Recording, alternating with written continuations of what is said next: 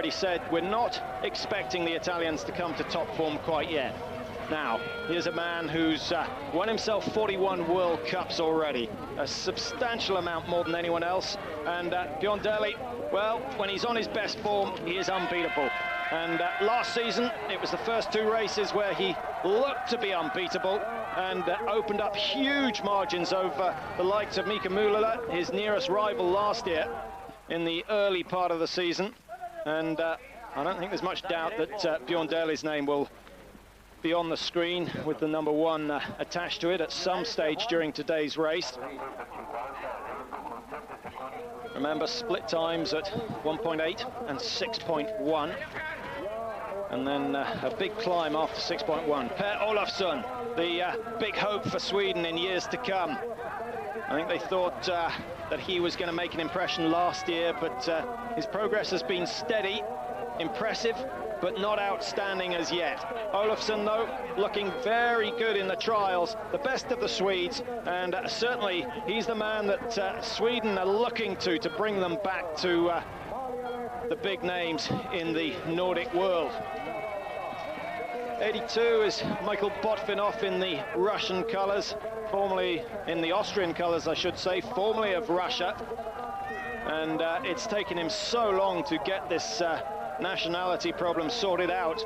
And as a consequence, he's been on the World Loppet series for a number of years, missed out on the Olympic Games. But this season, full nationality for Botvinov and a chance for him to represent Austria in the World Championships. Thomas Olsgaard of Norway.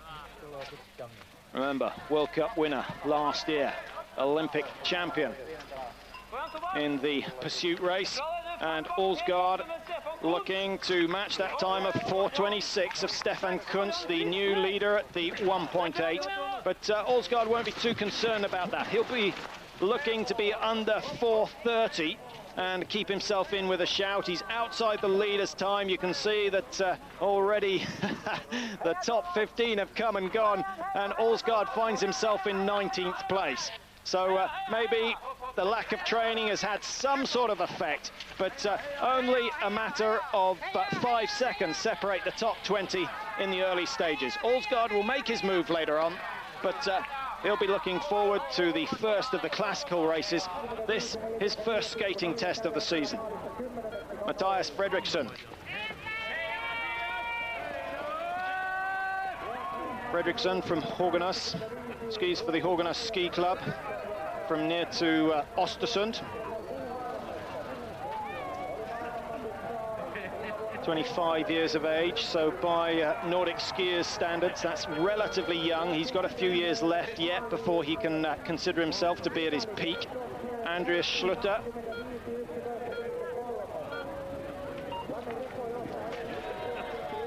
Best of the Germans since Joachim Behler has hung up his skis, and sad to see Behler gone. He was such a Trojan on the Nordic circuit, and Tor Arne Hetland comes in for Norway. 24:49 the standard time. Hetland was leading at 6.1 for a short time. Ingersson of Sweden came through to deny him the quickest time at that stage, but the pace has now been set in Muonio, and it's down to the world's elite. The likes of Jari Iisametsa, Mika Müller, Harri Kiviniemi, 3 of the Finns who dearly love to win in front of their home crowd today.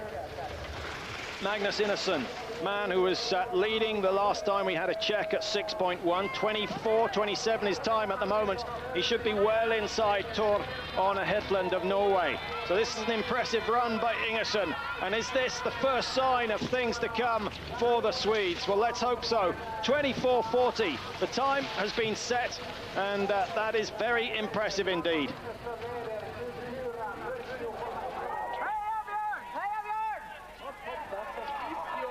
So Biondelli coming up to the first checkpoint, 4:25, and first place for Delhi. Well, is he now in search of his 42nd World Cup win? It's only a tiny margin, 0.6 of a second between himself and Kuntz.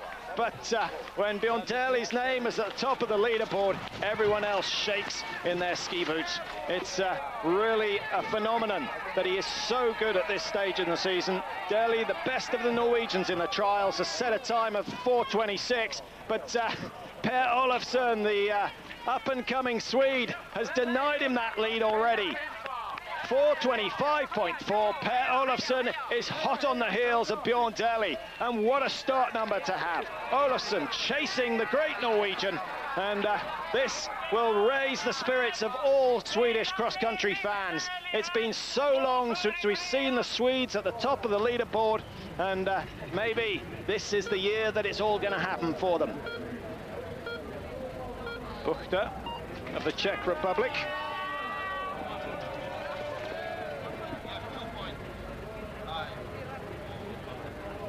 Buchter, now 32 years of age, from Strebsk Pleso.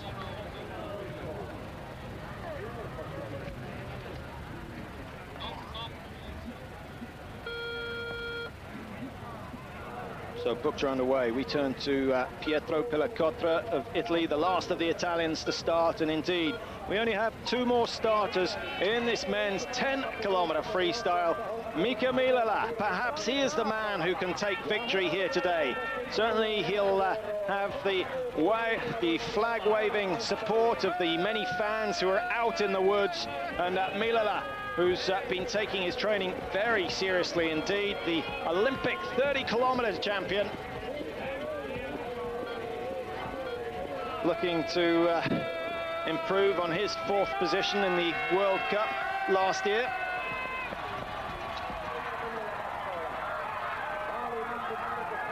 And certainly sets out with a purposeful style, a little heavy on his feet around that first corner, the nerves getting the better of Mulala. Harry Kivasniemi is going to be the last competitor at 40 years of age. He's still on the circuit, and every year he's asked, is this your last, Harry? And he says, no, no way. Kivasniemi starting then, VO2 max of 89%. And for those of you with some physiology knowledge, you'll know just how impressive that is. The average for men, around 56. Kivasniemi still at the age of 40, a VO2 measured recently at 89%. Quite phenomenal.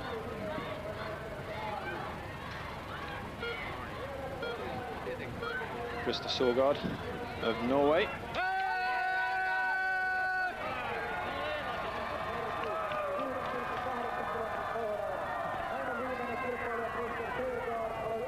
Well, my apologies to Krista, left off my start list, but we'll make a note of it. Starting 95, and we'll stay with it right till the time he finishes in around 24 minutes time. So Sorgaard has the best of start numbers. He's chasing the best in the world. He'll have all the information he needs. Jari Iisametsa comes in 17th position at the 1.8, but the big news here is that Bjorn Daly of Norway is the leader. No sign of the Norwegian biathletes as yet in that early stages. They'll be coming in to finish very shortly indeed, and maybe they can take the lead away from Ingersson of Sweden, who currently leads with a time of 24:46. Fractured just 2 weeks ago, so a brave decision by Jonsson to be racing here. Now, Bjorn Daly, this is critical. 14:29 is time at the moment. He looks to be well inside Sami Repo, but remember, Daly, he took the lead at 1.8 and was quickly denied that by Per Olofsson of Sweden. Bjorn Daly wearing number 80, 14:46. He's going to be well inside. The new leader at 6.1. Multi-Olympic champion. He's won more World Cups than anyone. Now, Olofsson was in touch at 1.8. Is he still in touch at 6.1? Well, he's got 14, 13, 12 seconds left to cross the line. Olofsson is pacing himself exactly on Bjorn Daly, and he is inside. 5 seconds the margin. The young Swede, what a start to his season. This is Sweden back in form, and what a move they made. They kidnapped the Norwegian waxer, Magne Dahlen, brought him across, made him head coach of the Swedish team, and I can hardly believe that it's already having an effect. Elofsson of Sweden, the new leader at 6.1, with only one real challenger still out there, Mika Mulala.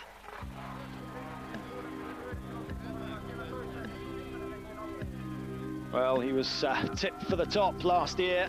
Didn't really happen. He finished the season in 19th place in the World Cup, was expected to be in the top 10, but this is a game for mature legs and mature minds, and Elofsson has just been biding his time. He's now leading the first World Cup of the season, and there is little doubt that he's going to finish on the podium today. But is it going to be gold, silver or bronze for the young Swede?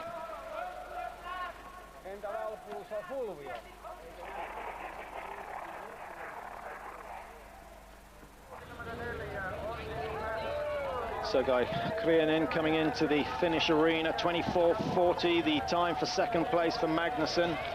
Remember that Sami Repo has taken that first place for Finland, and Krianin is not going to threaten. He'll be just inside Tor Hetland's time of Norway. Fourth place then for the Russian at the moment.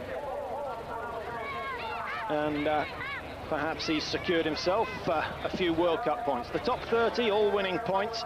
Very important indeed to get points at the early part of the season and get yourself into a good group for the remaining part of the season. Elofsson then, 14:43, the split at 6.1. Daly just behind, 4.5 seconds, but that's very significant. A big hill to come from 6.1 to 8. Daly's going to have to make his move there if he wants to take today's title. Sami Repo of Finland in third at 26 seconds behind. And Magnus Ingersson, remember, second in the finish area, was in fourth place at that stage. So Ingersson's time is very good indeed. Matthias Fredriksson is outside the leaders, but still a steady start for him. Really, we're waiting for Mika Mulala. Started number 93, so we've got 8 competitors, 4 minutes or so before Mulala comes through, and it will need to be just under the 4 minutes if Mulala wants to hold on to that first position. Leading at 1.8. 4 kilometers later, will the Finn have the lead, or has Elofsson of Sweden done enough work to give himself a margin? 4.5 seconds is the difference between Elofsson of Sweden and Daly of Norway.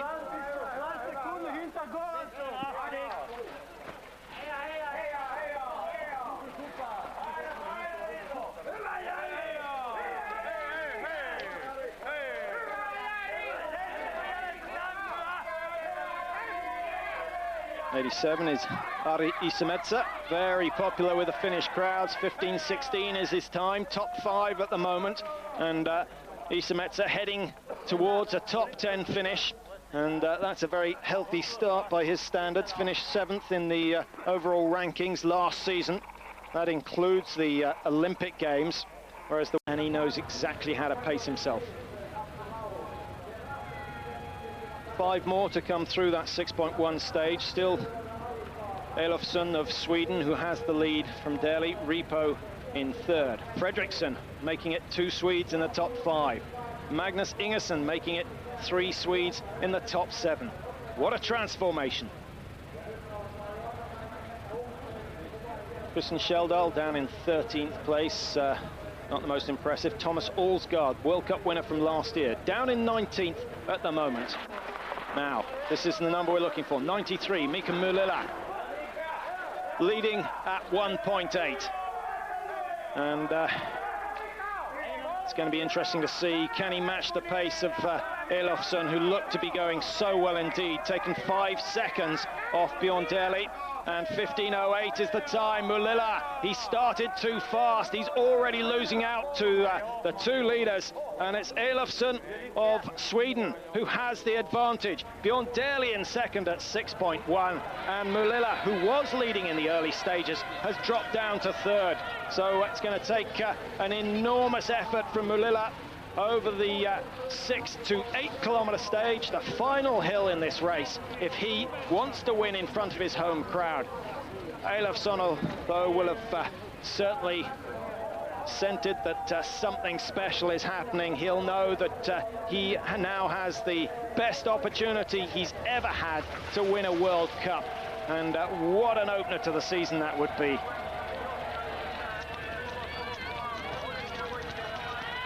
Thomas Ulsgaard, 25.01, gets an appreciative cheer from the crowd, and quite rightly so. The former, well, the World Cup winner and Olympic champion, but it's not going to be his day.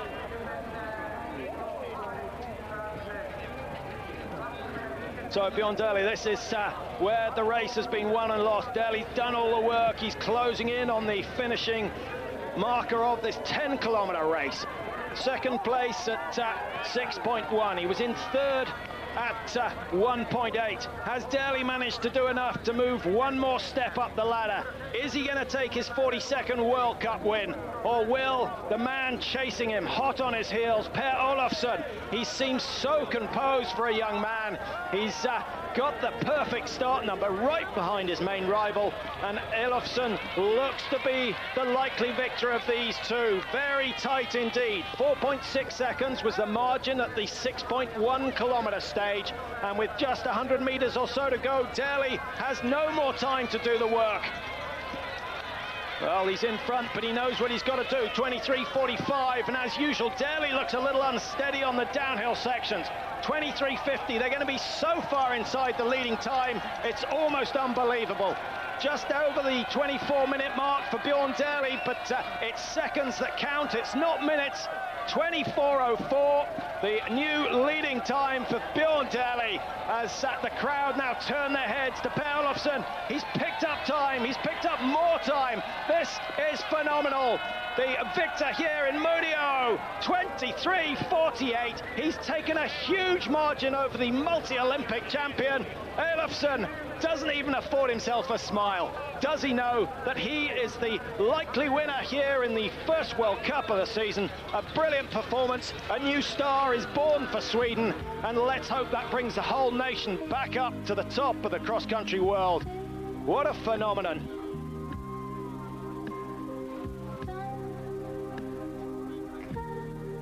So, Elofsson with a stylish finish. He doesn't need it.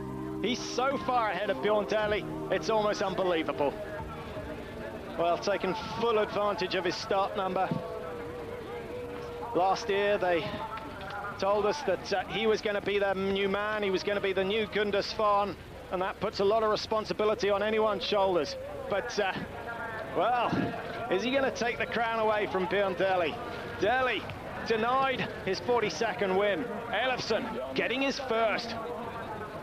Well, I hope I'm not jumping the gun. We still have one main player out on the course, Mika Mulila, who was in third place after the last checkpoint. But Elofsson has really accelerated from 1.8 all the way to the 10-kilometer stage and ended with a good margin. That's the margin at 6.1. Mulila, 25 seconds down. I can't see him closing that.